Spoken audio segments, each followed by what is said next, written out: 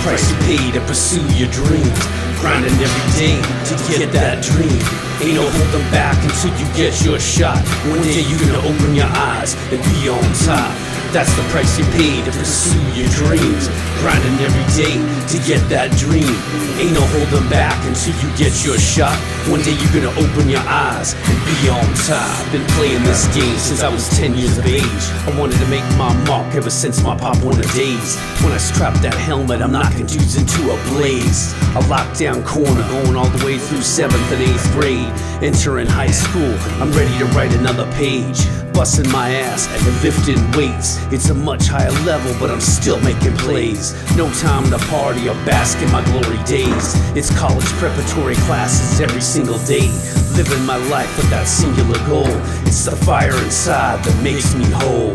Looking in the mirror, my muscles swole. I'm on a mission, and I'm never gonna stop. When the ball's in the air like Sherman, I'm a hawk. And I promise I'll overcome whatever life throws at me. All right, good afternoon, everyone, and welcome to the Ageless Movement Podcast. I'm your co-host, Scott Wilman. I'm Zane Plemack. All right, we're going to continue our Training as We Age series, focusing on the 40s. And since you're in your 40s... But you've been through your 40s. You know, I was just going to say, most of your training was done close to your 40s, although it was probably late 30s, huh? I'll go over it. Yeah, you're going to go over it. But I definitely have some insights to share on that as well. Yeah, that's why we started in reverse. Okay. Sounds good. So let's go ahead and start with you. Okay. So basically, I grew up in Texas, and I didn't know too many people who worked. Everyone works out in Texas. And so basically, even in college, for class, I took a walking class. I don't know if you knew that. I did not know that. I mean, where do you walk to in Texas? It's just walk over to that water tower. In Austin, there were hills. Oh, you're right. There's hills in there Austin. There were a That's lot true. of hills. Yeah, Austin's beautiful. So, I'm just saying, like Houston and yeah. everywhere else is just flat. Well, in Houston, I did. I walked a lot. There's this place called Memorial Park, which I've never taken you to. But it's pretty flat. Yeah. But it has a lot of trees. All right, I'm glad it has trees. So when I moved out to California, of course, my main focus was work. I was recruited out here by the Gap, and so for me, it was really just getting acclimated to working in a really big company, because before that, I was recruited from Neiman's, and it was a super small company. Like, I knew everybody on the floor. And here I came into a big company, and it was different. So I spent a lot of time working. I worked like your typical hours you would expect somebody in corporate to work. And I didn't exercise much. And so for me, everything revolves around quitting my corporate job. True, yeah. So I've always done my most travel when I quit a job. Also on my way, the last couple of years working, I did make a very good friend who introduced me to Bikram Yoga, which we did in Belmont. We did it for a couple of years. With her, we did it together for like a year and a half, and then I continued a little bit after that. So I spent a lot of time working on being flexible. There you go. And then when I moved, I moved a lot, and at some point I did move further down near Fisherman's Wharf, and so the only place for me to work out was the 24-hour, which I was not much of I knew nothing about weights, and I definitely was not a machine person, so I took a Zumba class, which was, to me, an epic fail. Which is why I didn't stick with it very long. Yeah, okay. I gotcha. And then, let's see. So after that, and then one day my friend she worked out in the park with kettlebells, and she kept trying to convince me to go. Yeah. Yep. She kept trying to convince me to go. She's like, I work out with somebody who's really well known for kettlebells. Do you want to join us? I'm like, oh no, because I don't need calluses on my hands. Is what I told anymore. And it was her 12-pound kettlebell. And I'm like looking at it like, I don't know what to do with it either. So you went. Well, so for many years going to the doctor, my doctor would constantly talk to me about my health and making sure, you know, trying to make me make these changes. And then one day she was like, here's a prescription for a statin. And I looked at her and I'm like, you know what? I'm going to try to do this on my own. And so I took the she wrote it, so I took it, or I took the paper. I never actually filled the prescription. But pretty much from that point on, it was about changing whatever I could in my life. And so the next time my friend asked me to go to the park, I was like, you know what? Let me figure this out. And I was very fortunate. I had an awesome manager who let me take half days so that I could go work out on Wednesdays in Burlingame, basically with Dan John. Oh, yeah. So for those of you who don't know, Dan John is, I'd say, one of the most well-known kettlebell, and not just kettlebell instructors, functional fitness. He competed in the Highland Games and won. He's a beast. He was a big, powerful guy, played football, right? I don't know. I know he was a discus thrower. Okay, well, yeah. He competed in track and field. I'm pretty sure he played football, too. But, yeah, anyway, he's up there, you know, a disciple of Pavel. Yes. Right? Yes. An They're early good disciple, friends, yeah. I believe. Yeah, Yeah, I think yeah. they're good friends. So there you go. So I did that all the way up until he ended up moving. I stuck with the group and eventually left my job, so I was able to do it more regularly. Yeah. And so I did it with Coach Steve-O for many years. And then eventually he didn't want to drive all the way across the bay to come meet us. So that stopped. But I kept going with the kettlebells. So that was 2010. So for me, when it comes to really working out and honestly training, and yeah, it's working out, I mean, that basically happened when I was 36. So 10 years ago is really when I started. I feel like that's pretty much my fitness journey. So that's interesting. There. So you had like halfway through your 30s. Yep. To halfway through your 40s. Okay. Yep. Well, so yeah, this is kind of like 30s and 40s today, folks. Yeah, I guess so. And I could talk about every decade from 20s till through the 50s. I feel like an old man right now. But yeah, so for my 40th birthday, I think a lot of us do this. I signed up to get certified in kettlebells. So that was my training. The unfortunate part was that 6 months before, I got into a scooter accident. And so I had to basically train to get to my cert because I didn't think about it. I probably should have rescheduled that cert. Oh, I told you to, but yeah. There thought was you could do it. something that I wanted to do. Yeah. By the time I was 40 or in my 40s. Yeah. And yeah, I don't know why I didn't change it. It might have, the reason might be because one, it was in California, which meant it was a shorter drive for us. And two, I was with Max Shank.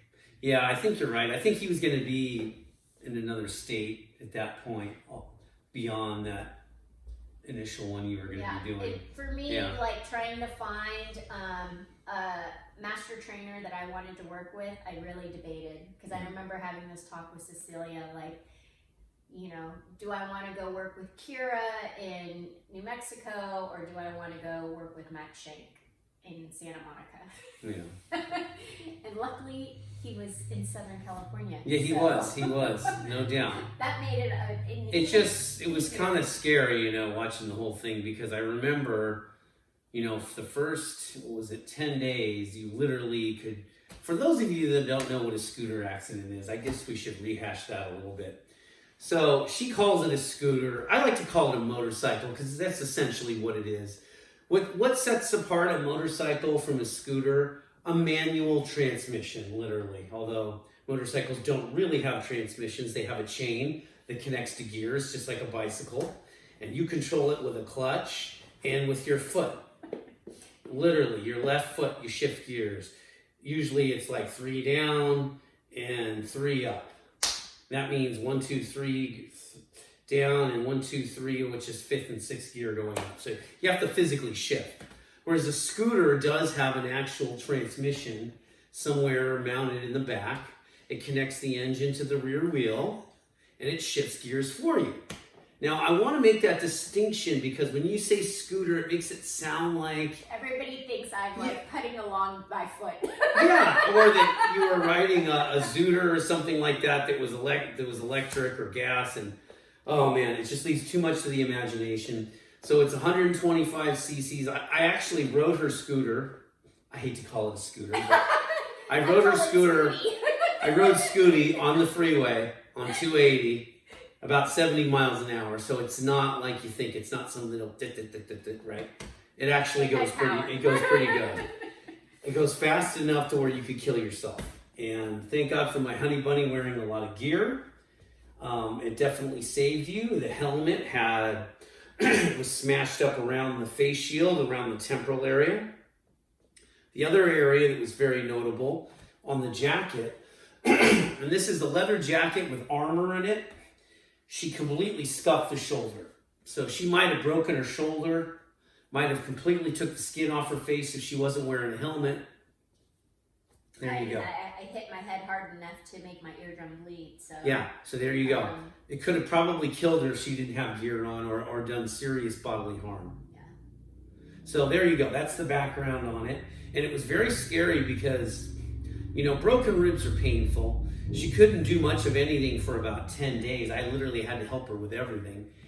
And eventually when she was able to become independent enough to get up on her own and move around, she tried to really fast track her way towards preparing for this cert. And it used to scare me because she'd come to my 1230 class, which is, you know, for older folks, or for those of you that are in the class, I should say, it's older adults. Yeah, it's a general conditioning.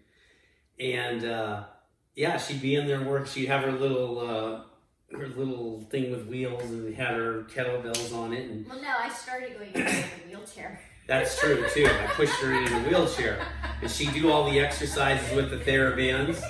And then eventually got to the point where she was brave enough to get on the mats, and then every now and then she's like, I can do it, I did it. And then I'd hear, oh, my ribs, and it would terrify me. It popped, and I'm like, baby, will you stop doing this? Give yourself time to heal.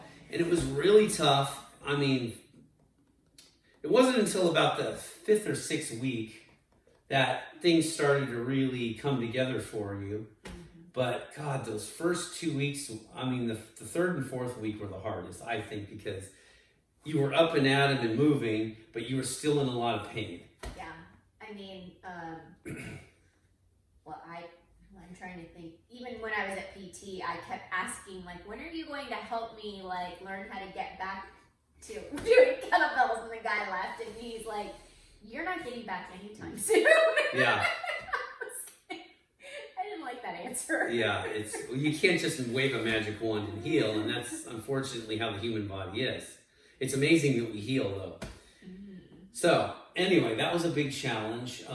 Needless to say, you nearly passed all the physical stuff in that certification that day. You had to tape your snatch test later, and I think we've covered this in previous podcasts, but just to refresh your memory, what you basically had to do was you had to be able to swing a certain amount of weight. Yes. Kettlebell swing. You had to be able to do an overhead press. Kettlebells with a certain amount of weight. You had to be able to do the get up with a certain amount of weight.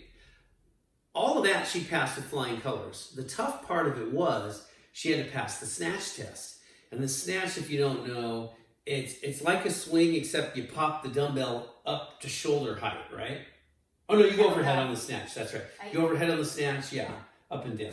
Yeah, for 5 minutes. 5 minutes, and you had to do 100 of them in under 5 minutes. So you understand, there's literally a lot of hips. You have to explode the kettlebell up. Now, once it's up, you don't just deload. You got to explode it back down again so you have momentum to get it back up. So it's basically the kettlebell's version of what you see in the Olympics of the snatch, where you press the bar overhead. So it's not easy. It's tough on the shoulders. It's tough on your hips. You really got to fire from the hips. Otherwise, your shoulder's going to get murdered. Yeah. So you almost passed that day, but it was about, what, a month later or 2 months later that we filmed it and you got to 100? No, because I waited till the very end to turn it in. So it was about 3 months? 3 months later. Well, I know you trained rather consistently. And I remember the day we finally did it, you had like, I don't know, you got to 75 and you looked at me like, I'm done. And I'm like, you've got, almost a minute left. Go, just give me 10, And you knocked out 10, I remember. And you still had, what was it, another 15 to go. I'm like, take a rest. Just rest 5 more seconds and you're tired. Go. And she knocked out another 10. And then there's only 5 more left and you got 10 seconds. Just go. And I'm screaming at her. I'm literally screaming at her. And she did it. And she sets the bell down with maybe 3 seconds left in the minute. And I was like, hallelujah, she did it. It was hard. And that's the thing about an RKC, a Russian kettlebell certification. It isn't just the knowledge you have to demonstrate. There are performance benchmarks that you have to pass. And your weight plays a role in that as well. If you're heavier, then guess what? You got to lift a heavier bell. If you're lighter, then you can lift a lighter bell. And a few years later, she recertified, I remember, and you lost more weight. You were like pretty light for that. It basically put me in the lowest category. Yeah. So the first time I went, you had a 14 kilo kettlebell. Yeah. So if you talk about weight journey, basically right after my accident, I basically got to my highest weight ever. I never ever thought I would ever make it to that number. You did it. But so not only heal myself, I had to lose weight. I had to teach myself the push-up because I was not good at push-up, carrying that much weight. As Scott said, doing the snatch, if you're going overhead, like that's a direct line to my ribs, which I cracked. Oh my God, yeah, you're just freaking me out now remembering that. So it was hard, and honestly, there's that part, and even thereafter, I noticed things happening over the years that I totally took for granted. I never had anybody actually look at my ankle post-accident, so I don't know if I actually did damage to my ankle, because later on I started having hip, all kind of right side issues thereafter that has taken me this long to basically clear and feel like, oh, I can stand using both legs. I'm not just using one leg, because at some point I developed a posture that had me standing on one leg with the other leg as a kickstand. Yeah. So even when I got into my car, that was sort of how I noticed, is every time I got into my car, I noticed when I sat down, I was only sitting on my left side, the other side was hiked up, and I would be leaning over on the ribs. So I don't know if that might have been from my accident. I was always kind of protective of my ribs and just kind of always trying to hold them and, protect them. So I developed a real interesting posture out of it. So that's what happens in your 40s. Well, that's the thing. I mean, honestly, accidents can happen at any age, but definitely what probably, at least I know in both of our cases, what really moved us toward corrective movement and being really critical of our movement are the injuries we got through accidents, essentially. Mine was a knee, hers was a ribs. And accidents happen at any age, but I'd say if you move for any length of time, train, even if you don't have a misalignment, it's very easy for you to develop a misalignment, especially if you're playing the same kind of sport or doing a similar type of activity. It's very easy to develop what we call asymmetries, where maybe you're working one group of muscles a little too much. So for instance, if you're doing a lot of powerlifting, any kind of weightlifting like I've done in my life, you will, if you're not careful, you will affect your ability to rotate in the spine. And that's definitely something I've worked on a lot lately. We both have. Yeah, we both have, because that you'll notice that as you get older, and it isn't so much age so much as it is years of training a certain kind of way. Now, let's say, for instance, we're doing the opposite of the person that trains a certain way. The person that sits in a desk all the time with their head forward on a computer. Well, it's the same thing. You train your body to sit and not rotate, you're gonna have a hard time rotating. Yeah. So we see this all the time. Yeah, so that's what I'm dealing with now is, so for me, I wish I kept up with the yoga, that I basically started doing the yoga, like I said, probably mid-20s. I had started doing yoga and I didn't follow up with it at all. Once I went to kettlebells, I never really looked back. I do now. I do a lot of other things now, but back then, I mean, I was just changing out what I was doing. So I lost a lot of the flexibility that I had because I didn't know much about mobility. I can't really gauge what my mobility was like. I could always touch my toes, so I was like, okay, this is awesome. But yeah, right now, like from being in this pandemic, I'm constantly sitting in front of a computer. I don't have like that thoracic mobility that I used to have. I mean, Scott used to always, wow, yours is so good. Now I'm right there with him. So we're both working on it, definitely. And I feel like I've made some strides lately. I got a long way to go. But I feel like I have structural things that have happened to me in my life that affect that, as you do too now, Yes. thanks to a scooter accident. So yeah, definitely. That's pretty much been your journey in your 40s in training, huh? And the better half of your 30s. Yeah. Yeah. I mean, it basically things weren't so visible early on. In fact, right after my kettlebell cert, 6 months later, I went and did a barbell cert. More skills, and then I went off and made it worse because what did I do? I did not do well in the bench press because, like I said, I've never benched before. I practiced with Scott. I had somebody show me technique and I didn't really understand it. I go to my cert, they gave me the technique and I'm like, oh, I have to practice. So she used her hips a lot on the bench. So bench press, if you don't know what it is, you lay down on a bench. There's a barbell. You take it off the standard. You lower it down to your chest. You press into the ground. You press off your chest all the way up. Yeah. Now, for people that are power lifters, what they do is they get into these crazy bridge positions where they tuck their feet under the bench and they create this arch with their lower back, which is the worst thing if you have a back like mine. And then, you kind of push into the bench with your head and neck area, which causes a lot of neck pain and misalignment. And then you press up. Now, for me, I would just push my feet into the ground and push straight. Now, the result of that is I never reached the full potential of what my bench press could have been. Okay, so what? So instead of benching, what? I don't know, 385, I ended up benching 350 at some point in my life. Okay, whatever. Yeah. And then a bench shirt you can use if you're in competition, and that adds another 40. So you could have said, potentially I walked away from being able to bench 405, but so what? Excuse me, if you're not a person who's competing in powerlifting, it's not really as big of an issue. And unfortunately, if you always train like that and you're not doing the corrective exercise, you're going to result in some functional changes over time that is going to affect your training.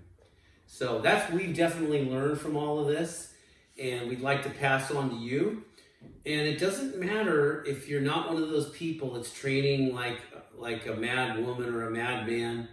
We get it. But there's probably something you're doing every day that is repetitive. It's affecting your quality of movement. And that's why it's good to get evaluated by somebody with professional eyes that can see what you're doing that's going to cause problems for you down the road, because you want to avoid problems. You don't want to dive into them head first. Trust me. All right, what should we cover next now? My time in my 40s. So my time in my 40s, in many ways was a microcosm of my 30s. I had very long periods of very highly productive training, but along with highly productive training, I had times where I developed imbalances, wasn't aware of it, and it led to shoulder injuries. So just like my 30s, just like my 20s, I probably spent 3 years of each decade in rehab, shoulder rehab, because I wasn't aware that either one or both of my scapula, my shoulder blades, weren't functioning properly. And you have to remember, what are the muscles that control the shoulder blades? Well, it's really simple. It's really the muscles of your upper middle back, your rhomboids, which are those muscles that hurt all the time that you want to just constantly roll out, those. And then one muscle somewhere just underneath your, it's right around the ribs here, not too far below the armpit. It's called the anterior serratus. And what that really does is it depresses those scapula, the shoulder blades, pushes them down. Why is that so important? Because if your muscles don't function well enough to do that, and your shoulder blades are always up too high, that's going to mean your shoulders are always up too high. And if they're always up too high, this area here, your trapezius, are going to hurt all the time. And the one time you have to push something heavy overhead, you have a much greater chance of impinging your shoulder. And all that simply means is a narrowing of space, where that upper arm bone, it's called the humerus, goes into where the shoulder joint is. That's the glenoid fossa. You want space there. If those shoulders are always up like that, they're not depressed, you're narrowing your space. You narrow your space, you get inflammation, everything hurts. And if you've ever had a shoulder impingement or ever damaged your rotator cuff, you know what I'm talking about. You literally almost can't do anything. Driving's difficult. Combing your hair is difficult. Anything, like getting stuff off a shelf, it's a nightmare. So make sure your shoulder blades are feeling good. If you can get into a push-up position. You want to be able to move your shoulder blades under load without just using only your pecs and only your deltoids. You want to be able to use all those muscles that control your upper back that are around the spine, because they, in turn, allow your shoulders to move. See how I'm doing that? I can depress it, I can elevate, depress, protract, retract, all with my arms straight. Those are things to work on. And if any of you want to know more about that, we can post some videos. You can leave a question in the comment section. It won't take very long. I've done a lot of those type of videos in my life. I probably have some catalog somewhere of my shoulder blades moving. But that's something we all need to work on. And if you're not there, if any movement in your scap hurts, don't worry. I was like that when my shoulder was impinged in 2014. What you can do is lay down on a half roller and just practice using, protracting up and retracting down. Gravity can assist you, and your spine, your shoulder blades will just kind of wrap around the roller. It feels good. You start there. You start simple, and you slowly move to complex. So I would say for me in my 40s, that was probably the most pivotal moment in my training, because you really got me thinking about important things like the strength of my posterior chain, my glutes, my hamstrings, and foot function. And you're the one that convinced me to do deadlifts with shoes off. And I got to tell you, ever since I started doing that, and it was a slow acclimation, keep in mind. It wasn't like one day she's like, take your shoes off. Literally, I used to wear too much support. So one day she bought me a pair of nice Nikes that had minimal support. Moderate support. That's a better way to put it. And she really bought those for me when I go race. It's just easier to have a thinner shoe. And then I found I could walk in them all day long at the autocross, which is partly what you do. You spend more time working the course than you do actually racing the car around the track. I'll tell you about that another time. And I found I was getting comfortable with those shoes, so I started deadlifting with those shoes. And then finally, I just said, what the hell? And I kicked the shoes off, and I always had this weird fear that my feet were going to slip out on me. I don't know why. It's so bizarre. Some of the weird fears you have, because I have socks on. And I wasn't even if I was on a floor that's somewhat slippery, when your feet are dug into the floor like that, they're not going to go anywhere. It's not like you slip because you're walking, or make a pivot move laterally and one foot goes out. You're not going to slip when you're pushing into the ground. It's just, we're not built like that. It's like a dog slipping just standing there, you know? It's not going to happen. Anyway, I noticed two things. I immediately noticed my glute and hamstring feeling was better. I feel like I got those stronger, and there was a realization that I didn't quite have as much strength in my butt and hamstrings as I thought I had. And the other thing was the plantar fascia pain that I would get on and off with my feet. Just in general, that flexor hallucis, which is right around here. You know, once I started rolling that area and doing deadlifts with shoes off, the fascia pain almost went away. I mean, I still have a little bit of flexor hallucis pain on my left foot. It's because of my left big toe. But, you know, I roll it out, I work it, eventually goes away fairly soon. So, yeah, I'd say for me it was, the 40s was a decade of discovery. But I'm going to tell you this, no matter how much you know and how long you've been training, you're going to learn new things as long as you keep training. Because there's always going to be a weird injury you get, and you just can't figure out how to get over it. And you know, there's got to be some functional odd reason why you're not getting over it, because there's always a reason why something happens. Don't convince yourself that it's old age or whatever. There's always a reason. And when you find that reason out, it's very liberating, because you know you're never going to hurt yourself like that again, because you're going to be smart. And if you recognize it happening, you stop, you retool, you know, you do your corrective exercise. So that, for me, is my 40s in a nutshell. And some of that in the 50s as well. But I'm just now getting into the 50s this decade, so I'll tell you more in the years to come. Anything else you want to add? I mean, I think you mentioned something. I think also the other thing, because this week I had my clients ask me a lot about more forward future stuff. And for me, like, I do the workouts in order to keep things functional. And like I said, in I think our very first podcast, it was about creating that movement library. And so there's some things that have been missing in my workout, and it was funny because sometime this week, I think I was up at 4 a.m. and it hit me. I was like, you know what? I no longer do this one move that I used to do in Bikram. So like I'll probably go back to that, but it's almost like a levitation move. That you use your entire posterior chain to do, and I can't remember the exact name because I haven't had time to go look for my Bikram book. But the reverse of it, because that one's laying down and looking at the ground. But if you're familiar with Dragonfly, it's kind of the same concept, but just turned in the other position. So I realized, like, oh, I could do stuff like that. And, you know, like I said, because I stopped doing yoga, I walked away from a lot of poses, or I walked away from yoga altogether. And I did try to get back into it because I did do a yoga tune-up cert with Jill Miller, but I didn't actually keep up with it. So I'm going to find myself revisiting that. Yeah, I mean, they're all very helpful, whether it's yoga, just the corrective exercises your PT may give you to do. Keep doing them. Don't stop just because you feel better. Yes, you don't have to do them as often or as much, but still do them. Still make them an integral part of your training, because they're going to help you.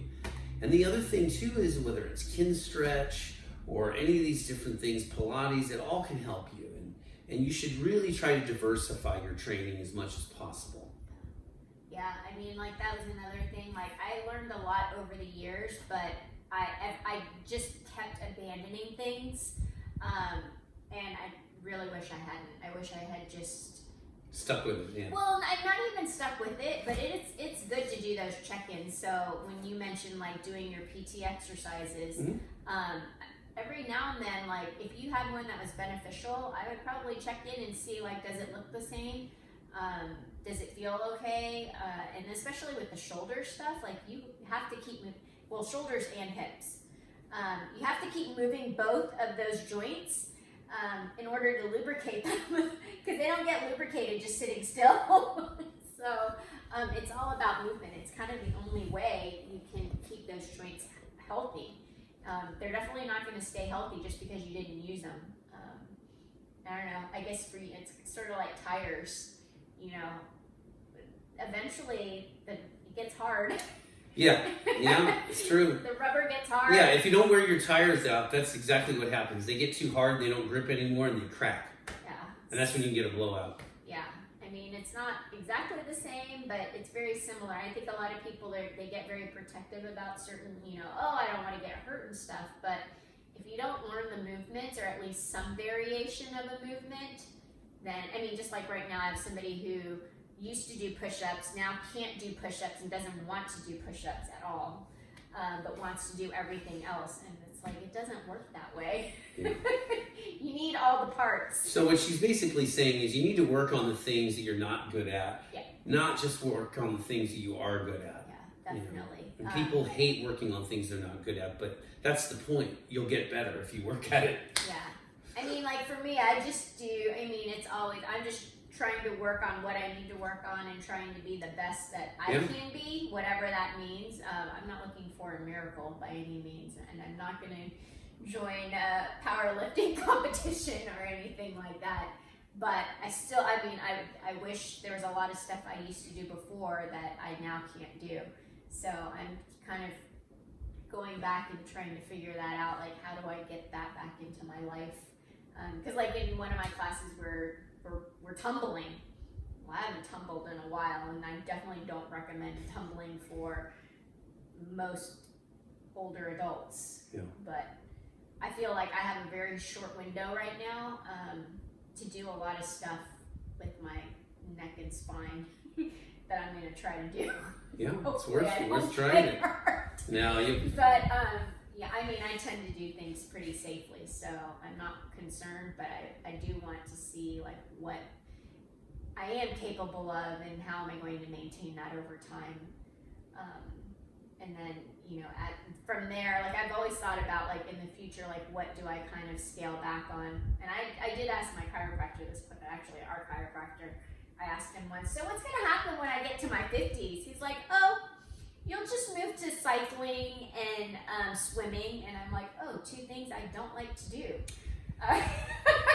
Well, see, that's where I do disagree with him on that, because I think the number one thing you have to hang on to as you get older is your muscle mass. Because if you don't have any muscle anymore, your posture is going to go sideways, your hip stability is going to go sideways, and your body's literally going to go sideways. You're going to fall. You will have a greater probability of falling at that point. So I think you do need to lift as you get older. You don't need to lift as heavy, so to speak. But you got to be smart through your whole life course anyway and progress slowly. So I'm not one of those people that thinks you're supposed to completely change everything when you get to a certain age. I think your training should evolve over time anyway.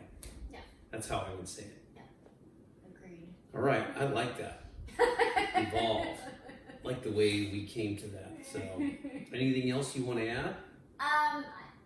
I think the other discussion I tend to have with quite a few people, I think also mindset is huge. I mean, I've been fortunate enough to have some really good examples of people who actually do better than I do in things, be it bodybuilding, yoga, stuff like that. They do better than I do. And like, was it last year? Oh yeah, last year I went to, we talked about the conference, and one of the keynote speakers was Elaine Lelaine. So Jack LaLanne's wife, and she was in her 90s, and I don't even know how much of her speech I actually listened to. I was just amazed that number one, she walked up on that stage with zero help. Zero. And she walked up like those crickety, like ladders or stairs that they always put They next just to slide this. in, yeah. Well, I mean, like, it's hardly anything. And I think most people in their 90s would have been afraid to walk on that thing. And she just went up like it was no big deal. And she still has muscle mass. I mean, like, you can still see her biceps and stuff, you know? So that's the key, folks. Taking care of your muscle mass. Don't let it atrophy. Don't say, oh, I'm 60 now, I'm 70. I should really be lifting. Nonsense. If you're a woman and you're in your 70s, you should be lifting. And if you haven't lifted in all those decades before, start now. Yeah. Oh, I mean, and that's the thing, like the bodybuilder I'm thinking of, she started in her 70s. There you go. So, you know, it's you just got to start. I mean, start. That's the key to it. Just start. Doesn't start. matter. I mean, we're coming up on a new year, and we'll probably still be in this pandemic. So you got to decide when I mean, it's not going away.